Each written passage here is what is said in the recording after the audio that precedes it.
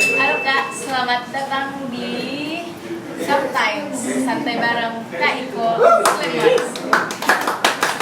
Halo Kak Iko. Makasih Kak Iko atas waktunya. Ya, terima Halo kasih. Kak Iko. Iya, halo. Gimana kabar Tak? Alhamdulillah Baik-baik. baik-baik semuanya. Keluarga juga aman-aman semua sehat. Iya. Teman-teman Sam Production juga semoga masih tetap produktif. Iya, amin. Amin. Kalau boleh tahu apa kegiatan dan kesibukan Tak sekarang ini Om? Sekarang ya, Iya. setelah kemarin sempat ikut mengurus konten kreatif di Wali, saya sudah tugas saya ya kembali ke basic utama sebagai orang IO. Terus saya sebentar menggarap satu konten dan konsep lagi bersama beberapa teman, tapi tetap dengan akarnya ini adalah kerja kolektif dan kreatif. Mungkin karena saya besar dan berkarir di situ sudah lama, jadi saya tidak bisa pisahkan dari ini. Selain itu saya juga sementara tetap bekerja dengan industri foto. Saya membentuk satu usaha baru foto video dan rencananya tahun 2021 akan lebih saya kembangkan. Semoga amin. Amin. Jadi kondang Kak. Boleh dong Kak cerita-cerita bagaimana awal mulanya Slammer, sekedar iseng-iseng Kak atau berawal dari mana gitu? Wah, kalau cerita Slammer dulu itu kan teman-teman SMA semuanya Iya. sudah lama. Waktu itu kami malah bikin kumpul-kumpul, terus waktu itu kan yang paling bisa kita lakukan adalah waktu itu sablon-sablon baju. Jadi kita berpikir kenapa tidak kita bisa punya uang sendiri, bisa menghasilkan sendiri, tidak dengan orang tua. Apa yang kita bikin waktu itu karena belum seperti sekarang ya memang terbatas sekali waktu itu, tapi kalau kita mau, ya kita bikin kayaknya bagus kalau kita bikin penyelenggara acara.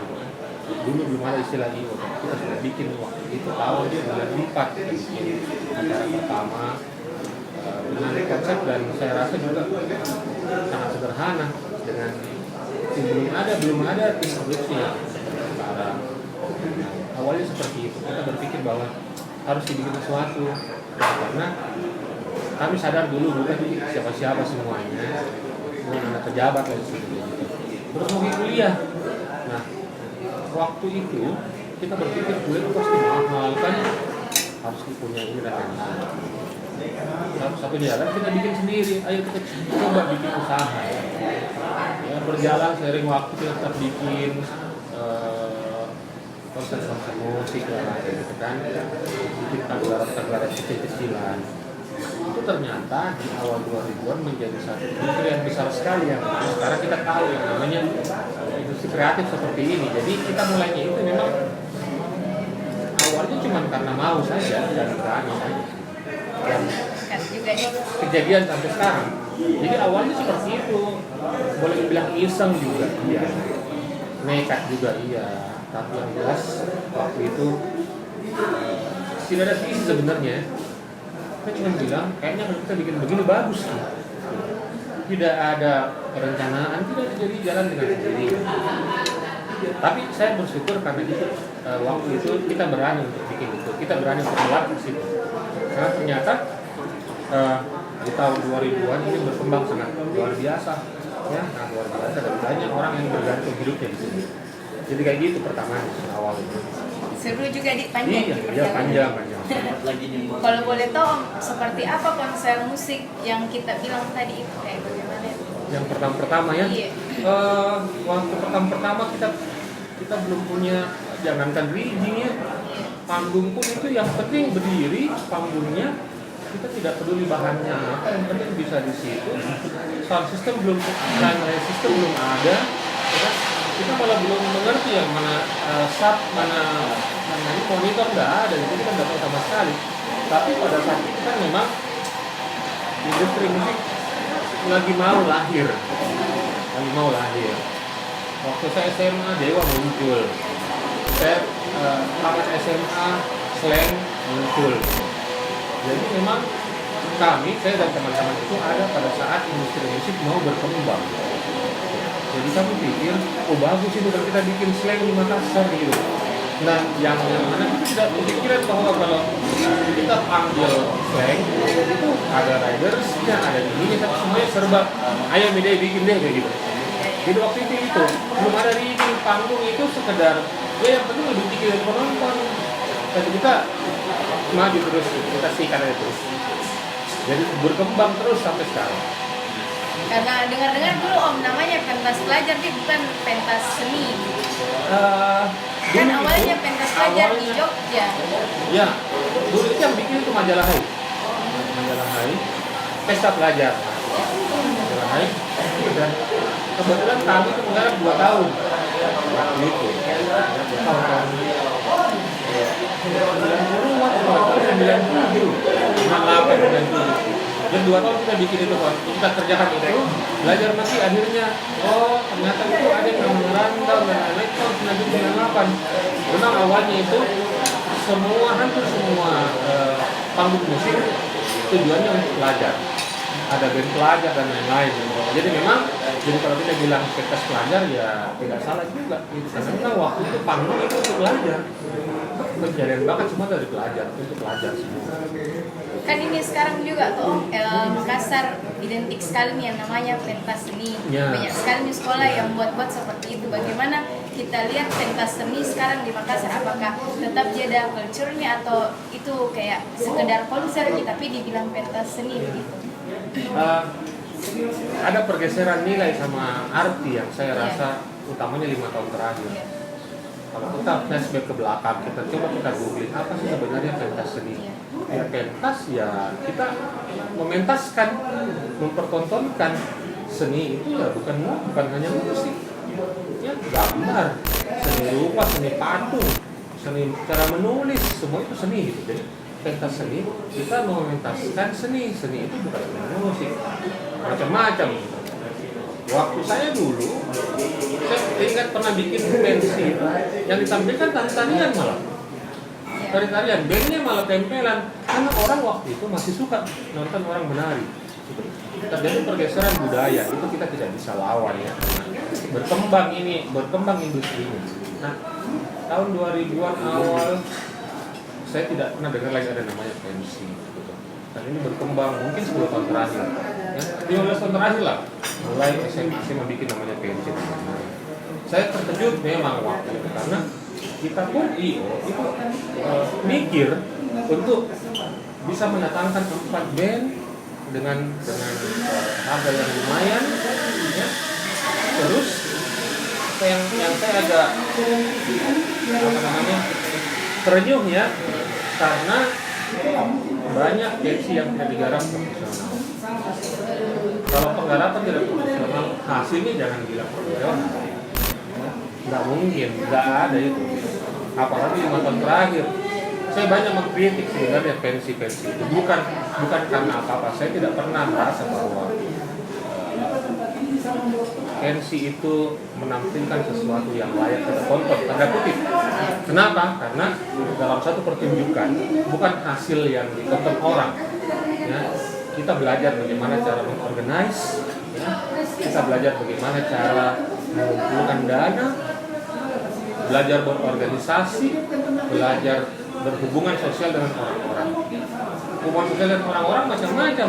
Hubungan kita dengan band yang kita panggil, hubungan kita dengan orang tua murid dan lain-lain, apalagi dengan teman-teman sendiri. Saya melihat beberapa tahun terakhir pensi itu dibikin asal-asalan. Kenapa saya bilang kayak gitu? Karena yang penting banyak uang. Iya. Saya heran gitu, SMA bisa memproduksi eventnya. Saya pikir, wah ini 1M ini, tidak ada sponsor. Tapi setelah saya cari tahu, oh iya memang karena taruhlah sekolah A itu punya 1000 murid, satu murid menyumbang 1 juta kan 1M kan ya. Oke, fine. Cuma menurut saya adalah setelah itu anak sekolahnya dapat apa? Ilmunya kah? Hore-horenya kah? Senang-senangnya kah? Itu yang tidak pernah terekspos ke orang-orang. Boleh kita cek teman-teman panitia pensi yang apa kau dapat setelah itu, ya kan? apakah ini jadi karirmu kah atau sekedar gengsi, macam-macam gitu. Jadi mudah-mudahan saya salah teman-teman, mudah-mudahan saya salah, karena sebagai masyarakat saya kan juga ini orang biasa, pemerhati. Saya tidak pernah melihat setelah itu, ya, mau pensi A, pensi B, setelah itu mereka kumpul lagi dan bikin ini gitu. Minimal pertanggungjawaban moral ke orang tua murid, ke masyarakat. Pada saat saya beli tiket pensi, saya itu mengharapkan tontonan yang saya tidak bilang wah ya, tapi pada saat saya menonton Tora, saya menonton Dewa, saya perlu, saya mau lihat Ari Lasso nyanyi. Saya tidak mau lihat nonton Dewa yang cuma 6 lagu. Gara-gara banyak sekali bandnya, ya, dengan pengemasan yang kurang bagus, 3 lagu ribut lagi, gitu. Ya kan? Nah, itu yang saya bilang tadi, how to manage the event, bukan masalah kita bisa, bukan. Semua orang bisa, ya. Semua orang bisa, biar sekolah-sekolah yang dari manapun, benar-benar mereka bisa bikin. Tapi apa yang mereka dapat sekarang itu? Kalau cuma sekedar SMA aku bikin ini, artisnya bule gitu. Menurutku itu kebanggaan kan bukan. Menurut saya tidak tahu apakah mereka menurut sekolah masing-masing bangga, iya. Tapi setelah itu apa? Nah, karena kita ini bikin sesuatu harus ada tujuannya. Ibaratnya kayak gini. Setelah ini saya mau pulang kemana, ke sana, ke rumahku di sini gitu. Itu ada tujuannya. Event juga begitu, karena event itu pekerjaan seni. Ya.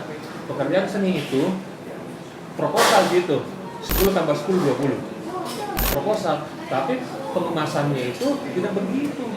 Yang penting adalah pada saat saya bikin pensi, saya bikin pentas, 1000 yang datang, 1000 itu harus puas.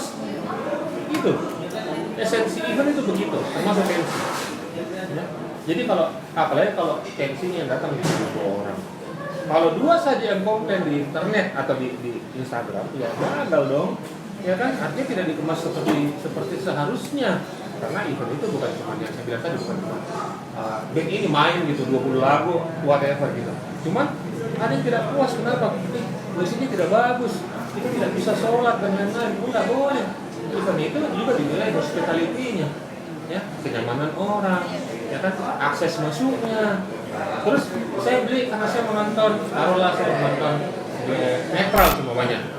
Saya fanatik netral gitu. Tapi saya tidak menikmati ini acara, gagal dong namanya. Itu. Nah, kita ini memberikan tontonan. 1000 orang yang nonton, 1000 orang harus puas mata sama telinganya.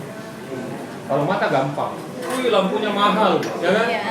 Wih keren tau lightingnya. Siapa itu vendornya ini dong gitu. Tapi setelah itu apa? Apa yang mereka bisa bangga ceritakan? Setelah itu bisa kompak dan lain-lain. Belum lagi saya tidak tahu ya. Pensi dikelola dengan uang yang mahal. Artinya banyak haknya orang di situ ya. Kalau saya nyumbang 1 juta, hakku senilai itu dong. Ya, orang tua aku ini tidak mampu kasihan. Tapi karena anaknya sekolah di sini harus menyumbang.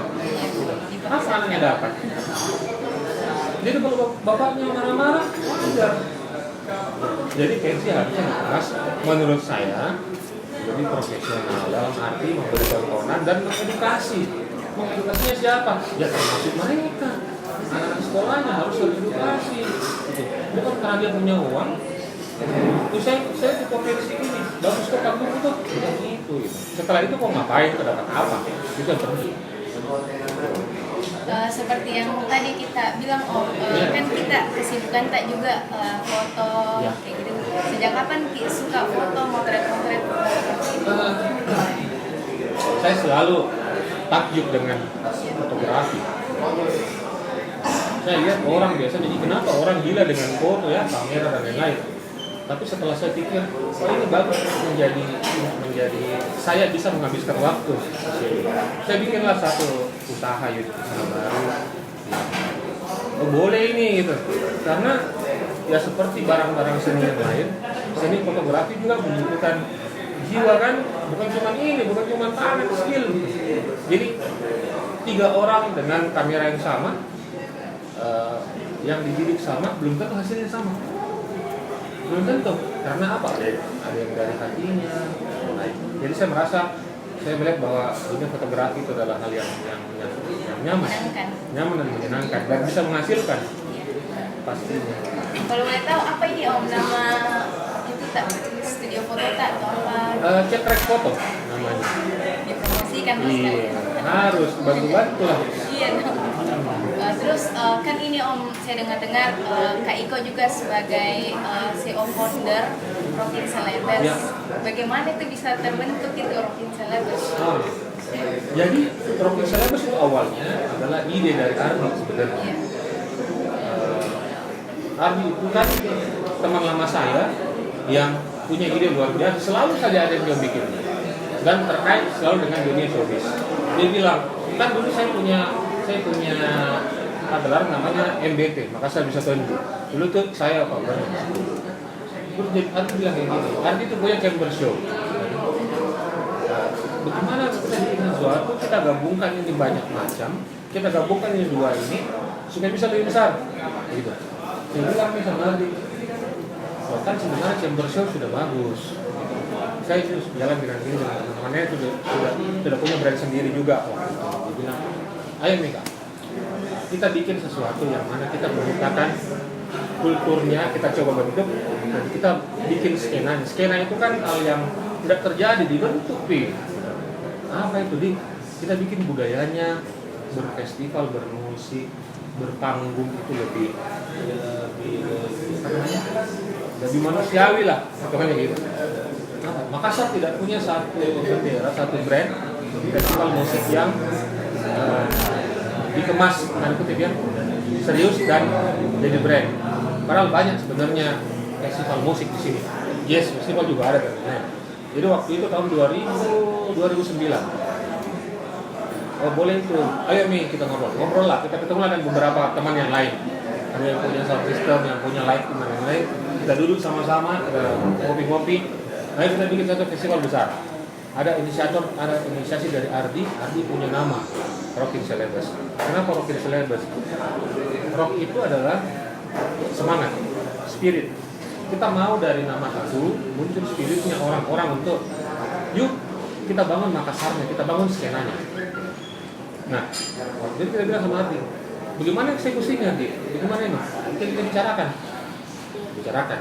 Nah ini, saya punya list ini, saya punya list ini, ayo kita kurasi band-bandnya. Jadi terbentuk akhirnya. Nah itu terbentuk dengan cepat karena ada kemauan.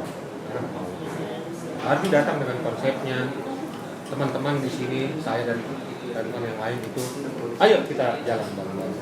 Kejadianlah Rockin Celebes sampai sekarang. Jadi Rockin Celebes itu ada karena semangatnya. Makanya saya selalu bilang kalau orang tanya kenapa tidak nih tahun ini festival, so, kita tidak pernah bilang ini festival metal gitu. Rock itu bukan musiknya. Kita maunya rock ini universal gitu. Kalau kita ingat batu apa yang kita pikir? Keras, kokoh, ya kan? Biar kau siram berapa kali tetap jadi batu gitu. Nah itu kita mau ada mental yang kuat gitu. Kita mau setelah Rockin Celebes ada festival turunan yang juga melibatkan orang-orang di Makassar. Ya, tidak karena adanya Rockin Celebes tiba-tiba sampai punya festival ini. Jadi teman-teman juga punya Makassar Fest dan lain-lain. Jazz Festival juga masih ada sampai sekarang. Tapi memang kalau Rockin Celebes karena kita dulunya banyak gitu kan, ada beberapa orang, terus ada payungnya namanya Rockin Celebes, ada semangatnya, jadi sampai sekarang. Jadi kalau Rockin Celebes tidak didahului dengan semangat, saya rasa mungkin 2-3 tahun akan selesai. Tapi karena orang-orang yang di situ terlibat secara mental, fisik dan tanggung jawab, jadinya bisa sampai sekarang. Kayaknya ini Om Toh banyak sekali bertanya-tanya sekarang Rockin Celebes tahun ini bagaimana itu digalang virtual kah Ya. atau seperti apa? Rockin Celebes tahun ini kan awalnya kita announce tahun lalu ya Desember kita akan bikin NTIC ke-11 dekade kedua yang masuk dekade kedua dengan panggung dan lain-lain yang lebih wah gitu, lebih heboh. Tapi kita semua tahu Februari kita kena pandemi sampai sekarang.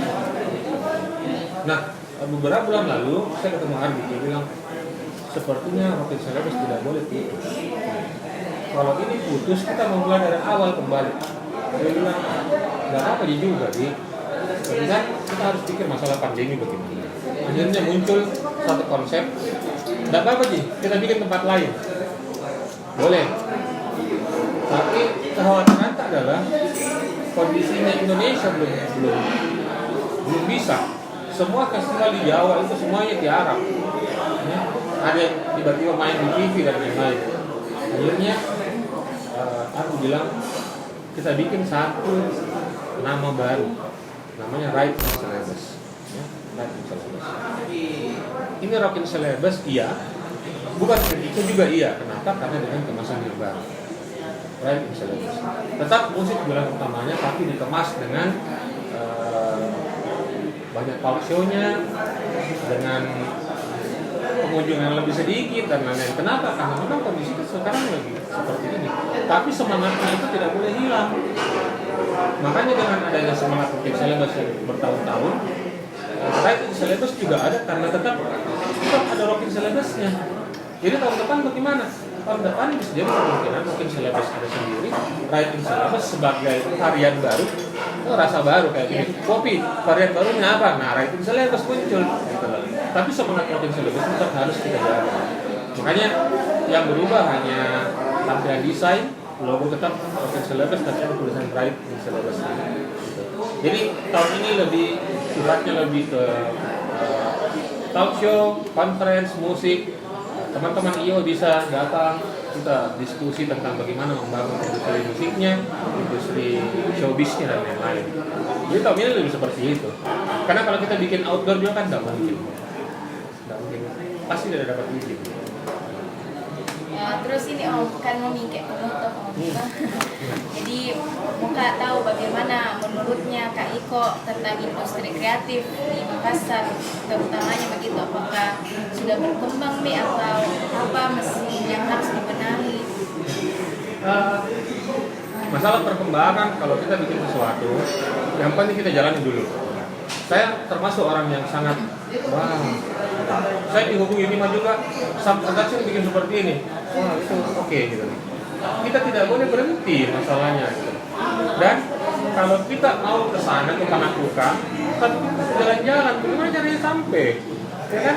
Nah, apa yang dibikin teman-teman termasuk Sam production bikin apa namanya santai. Santai gitu. Itu kan bagus. Nah, kreatif industri tidak sempit nih sekarang, ya. Dulu mungkin kalau kita bilang industri kreatif, kalau kita menghasilkan barang, bikin tenunan, bikin ikat rambut dari ini dan lain-lain, itu namanya industri kreatif. Tapi sekarang berkembang lebih besar lagi. Kenapa? Karena kita harus memanfaatkan teknologi. Nah, seperti ini kita bikin satu namanya konten video dengan apa namanya kemasan yang berbeda, itu juga industri kreatif. Nah, kalau di Makassar perkembangannya luar biasa menurut saya, luar biasa. Tapi catatan saya adalah sekaligus saran, kalau ada hal-hal kreatif harus segera diwujudkan gitu. Dan yang penting adalah kolaborasi. Cari teman-teman yang lain. Saya mau bikin ini, tapi ada kamera aku ya, hubungin ini dong, gitu kan? Dia kan punya. Atau mau ini hubungi saya juga boleh, tidak ada masalah. Rock in Celebes juga kita terbuka terhadap semua kolaborator. Nggak boleh menutup diri juga, karena industri kreatif itu bisa terbangun kalau ada kolaborasi. Harus jabat tangan orang. Nah, saya punya barang, tapi tidak punya distribusinya. Apakah saya harus bikin jalur distribusi? Kalau memang tidak, ya dari teman yang bisa distribusi. Sama industri musik.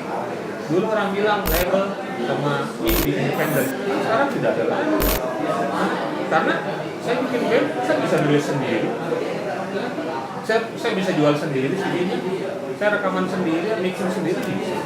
Jadi industri kreatif adalah hal yang kita bikin, tapi ada campur tangan orang lain. Karena tidak semuanya kita bisa bikin sendiri, tidak mungkin. Nah, industri kreatif memungkinkan orang-orang kreatif sama pertemanan yang kolektif harus bersatu. Kalau tidak akan ada industri kreatif. Karena industri kreatif tidak bisa berdiri sendiri. Ada keterlibatan orang, mau dengan ajakan atau dengan apa namanya segala macam, yang jelas harus kolaborasi, gitu. Jadi Pesanku cuma satu, kalau mau kreatif harus kolaborasi. Kalau kayak mau disampaikan ke anak muda supaya bisa juga jadi penerus ke depannya, mungkin ada mau disampaikan ke anak muda. Kesannya saya langsung tua sekali nih. Nah, kan begini, perkembangan kita punya industri kreatif namanya, industri musik, industri event di Makassar itu luar biasa besarnya, luar biasa sekali bakat-bakat yang muncul. Saya hampir tiap hari ketemu orang baru, saya hampir tiap hari ketemu komunitas baru. Kak, mau begini kak? Iya bikin kok. Saya selalu bilang, ya bikin kok, mau bikin kok, ya bikin kok. Karena hal-hal seperti itu memang harus dimulai. Jadi pesanku kepada teman-teman atau orang-orang yang lebih muda, gali kita punya sisi kritis di pikiran tak. Karena biasanya kalau kita kritis muncul hal-hal yang baru. Kritis ini, begini deh, begini. Gali semuanya dan yakin bahwa kita mampu. Karena pada saat kita dikasih satu mimpi, ya, artinya kita bisa wujudkan. Percaya, saya mimpi menjadi ini, tidak dikasih gitu kalau kita bisa wujudkan. Susah kan? Makin susah artinya makin bagus hasilnya. Makin susah diwujudkan, makin bagus hasilnya. Jadi pada saat bangun kita pagi-pagi besok, mimpi gak jadi fotografer, maju. Mimpi gak jadi bikin ini, gas. Mimpi gak begini, cari teman yang lain, kita kolaborasi wujudkan. Jadi pesanku adalah jangan pernah berhenti melakukan hal-hal yang baru, terus jangan abaikan mimpi. Mimpi gak begini, sedih. Karena itu melahirkan kemungkinan. Kan mimpi itu kan sebenarnya tanda-tanda. Jadi bikin. Sekali lagi, tidak sampai kita lakukan kalau kita tidak berjalan ke sana. Jadi pesan itu. Mimpi jangan cuma jadi penghias bibir saja. Mimpi saya bisa begini, enggak, jalani. Jalan mulai langkah pelan-pelan sambil buka tangan kanan, buka tangan kiri, ayo kita kolaborasi. Cari teman-teman yang seide dan lain-lain dan coba berjalan. Mungkin sampai di sini Om Niko. Terima kasih sudah mau berkolaborasi dengan Star Times. Terima kasih sudah menyempatkan waktunya. Sepertinya kayak banyak sekali pelajaran yang saya dapat. Terima kasih. Dapat tidak? Kita ketemu di waktu-waktu yang tidak terlalu serius kan? Terima kasih.